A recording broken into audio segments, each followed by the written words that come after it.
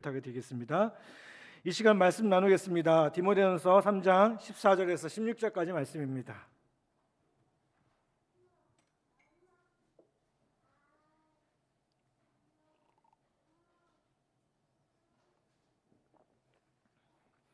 디모데전서 3장 14절에서 16절입니다.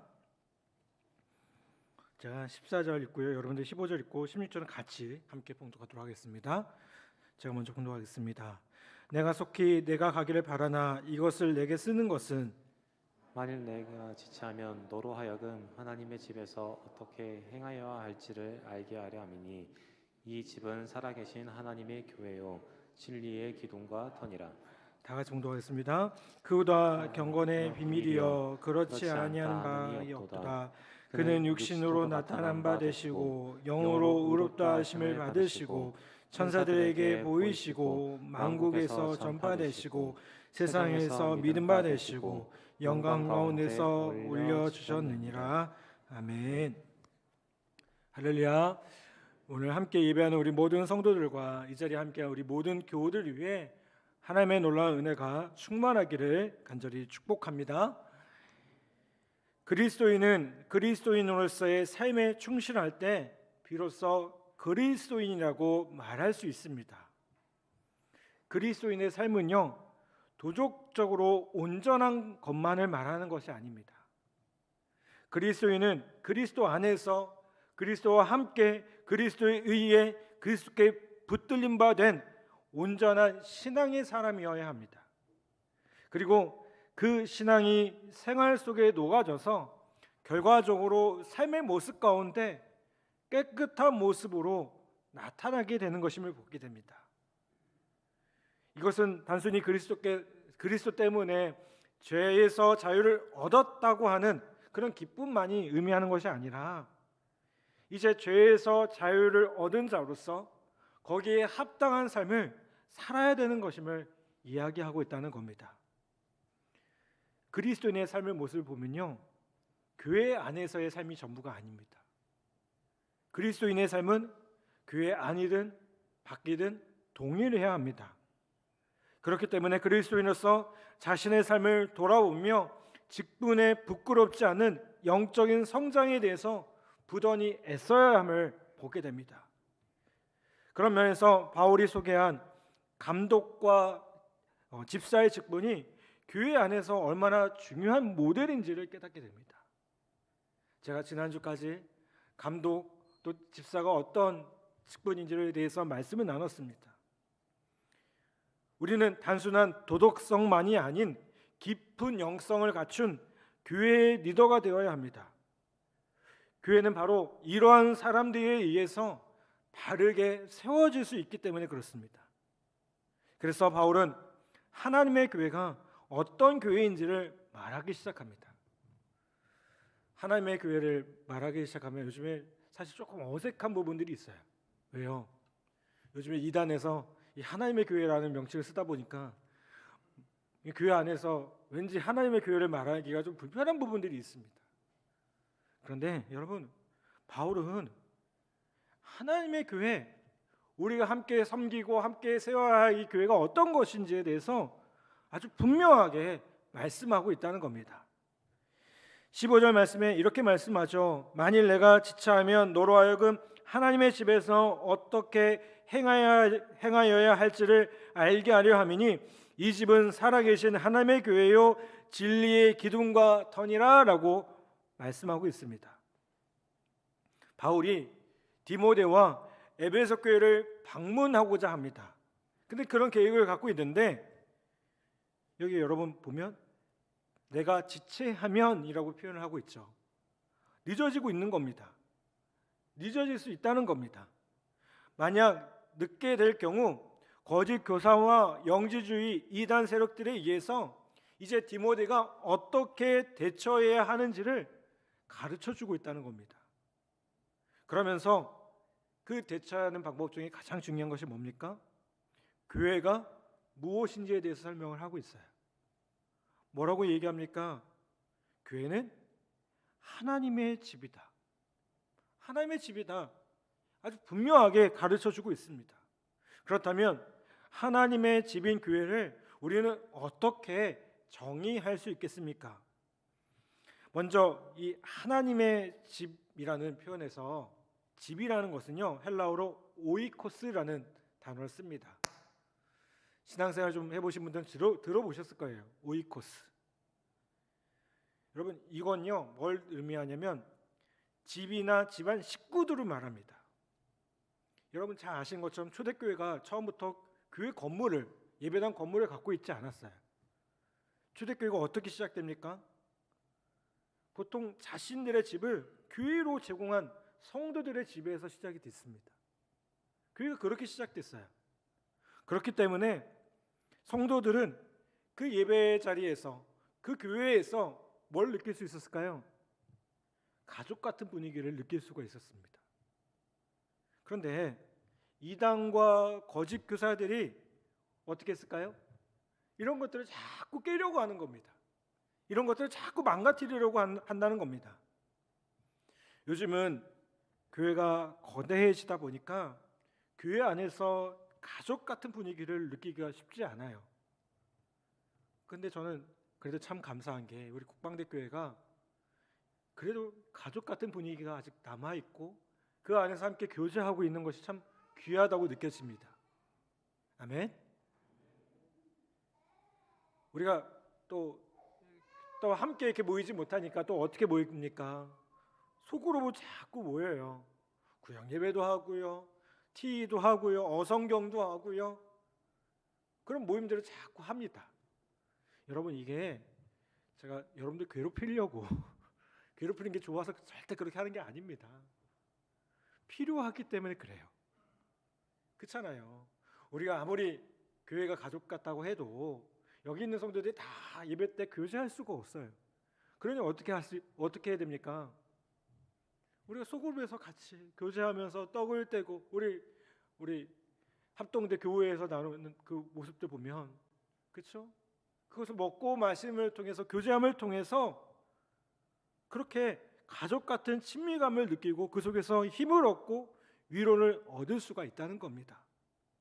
여러분, 사도 바울도 에베소 교회의 성도들도 분명 하나님의 집을 구성하는 한 구성원들임을 교훈하고 있다는 겁니다. 여러분, 우리가 하나님의 교회를 이루고 있는, 하나님의 집을 이루고 있는 구성원들임을, 한 가족임을 우리가 분명히 잊지 않기를 간절히 바랍니다. 자, 이렇게 말하면 우리 성도들만 또 해당되는 것인지 모르겠지만 그렇지 않습니다. 여러분, 우리가 다 주 안에서 뭐예요? 형제 자매입니다. 우리가 이 시간 교회라는 이름도 모였습니다. 우리 교회가 소속 교회가 아닌 분들도 계셔요. 우리 넓게 보면요, 함께 섬기고 있는 겁니다. 여러분, 나는 이 교회를 섬기고 너는 이 교회를 섬기기 때문에 그렇게 차별하지 마시고 주 안에서 함께 교제하고 있다는 사실을 우리 모두가 다시 한번 기억하기를 간절히 바랍니다. 두 번째로 뭐라고 말씀합니까? 이 집은 살아계신 하나님의 교회요라고 얘기합니다. 여러분, 하나님의 교회라는 그 표현을 쓰면서 그 앞에 설명하는 말이 있어요. 그 말이 뭡니까? 살아계신이요. 살아계시다는 것은요, 교회에 생명력이 있다는 겁니다. 교회는요, 바울은 교회를 큰 교회, 작은 교회로 나누지 않았습니다. 바울에게 있어서 교회는 그저 살아계신 하나님의 교회일 뿐입니다. 여러분, 우리가 함께 고백하는 내용 중에 하나님께서 살아계셔서 이 시간 가운데 우리와 함께 하신 분이라고 고백을 합니다. 아멘. 여러분, 하나님께서 살아계시는 분이시듯 교회도 어떨까요? 이 생동하는 그런 모습, 살아있는 모습이 되어야 된다는 거예요. 예수님도 죽은 자의 하나님이 아니라 산 자의 하나님이라고 하셨습니다. 고린도후서 6장 16절에 보면 바울이 이렇게 얘기합니다. 하나님의 성전과 우상이 어찌 일치가 되리요? 우리는 살아계신 하나님의 성전이라 라고 말씀합니다.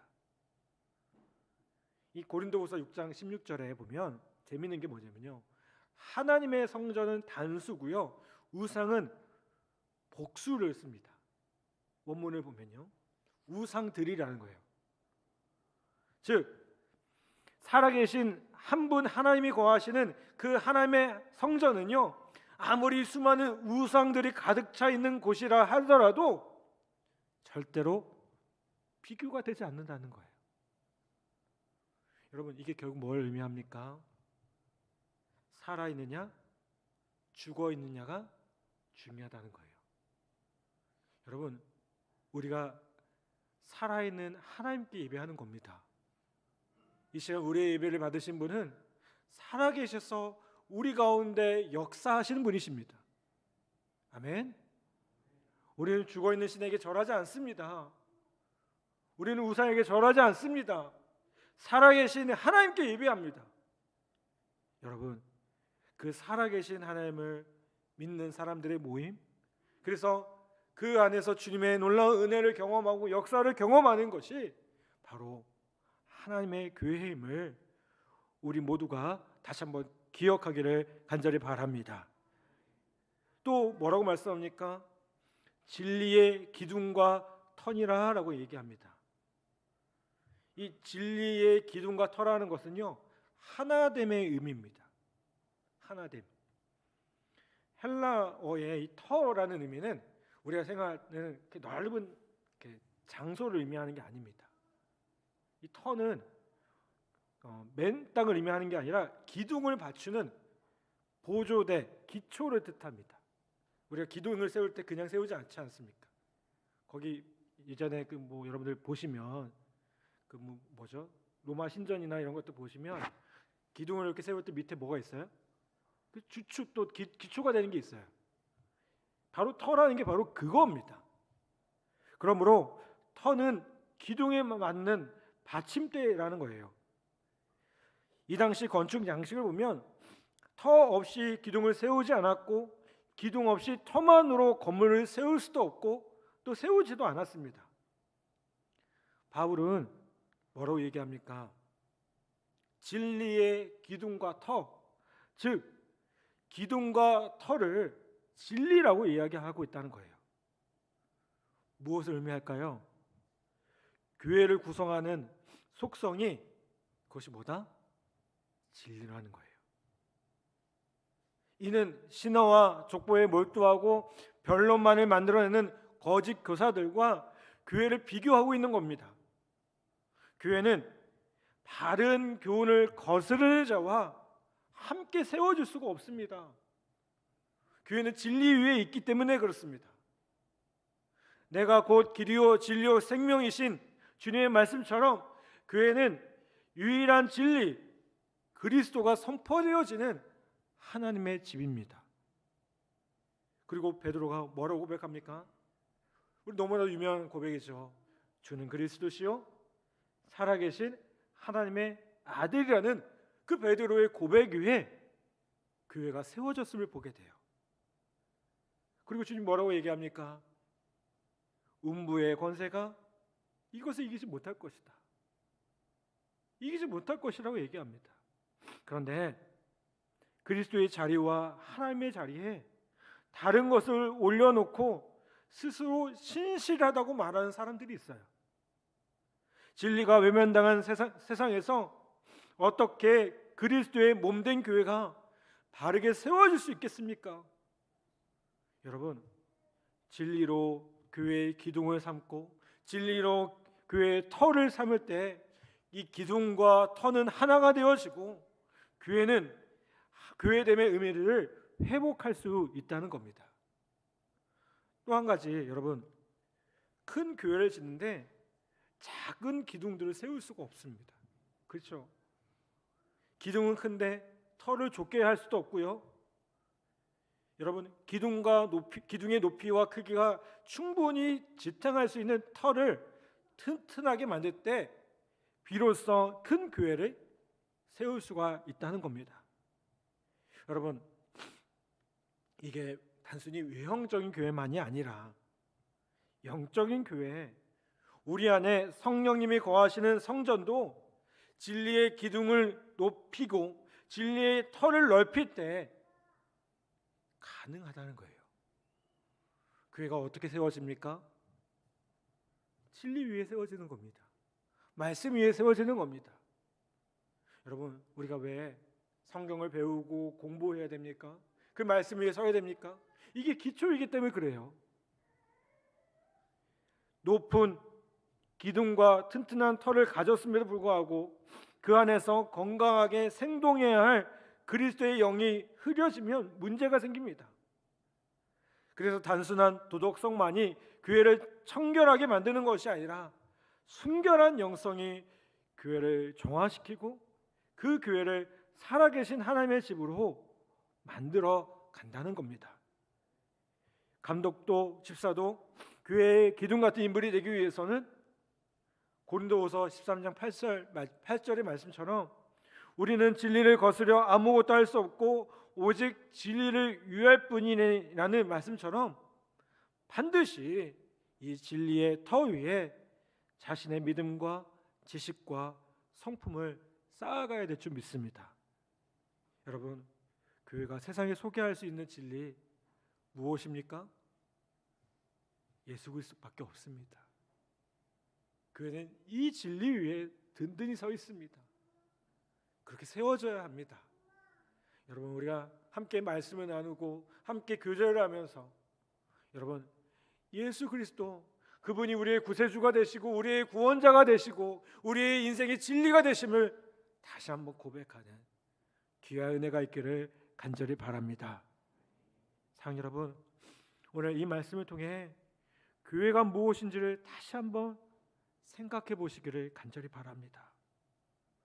여러분, 우리는 그저 건물만을 생각합니다. 근데 그거는 외형적인 교회일 뿐이죠. 교회의 본질은 건물이 아닙니다. 여러분, 우리 교회가 정말 진리 예수 그리스도라는 그 반석 위에 그 기초 위에 든든히 세워지고 있는지 말씀으로 온전히 세워지고 있는지를 다시 한번 점검해 보기를 바랍니다. 국방대 교회에서 섬기면서 많은 분들이 그런 얘기를 하세요. 국방대 교회에서 정말 성경 공부를 열심히 했다고.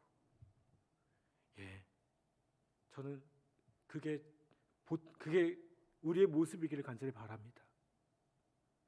야전에서 또 실무에서 하나님의 말씀으로 충만하지 못했다면 이 국방대 교회에서 함께 섬기고 함께 교제하면서 말씀으로 충만한 귀한 은혜들을 함께 누리기를 간절히 바랍니다. 그렇게 세워갈 때 우리의 신앙이 흔들리지 않고요, 우리에게 주신 사명을 따라 그 맡겨진 사명들을 더 힘있게 감당하는 귀한 은혜가 있을 줄 믿습니다. 아멘. 또 여기서 떠난다고 해서 끝이 아닙니다.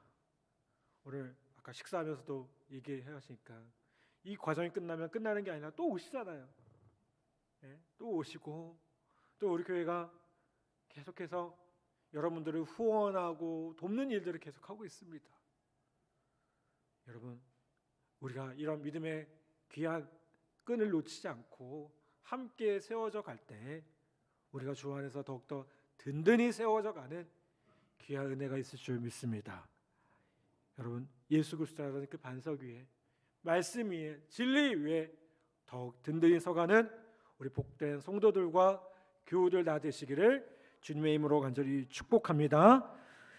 이 시간 우리 말씀을 기억하며 우리 함께 찬양하겠습니다. 이런 교회 되게 하소서.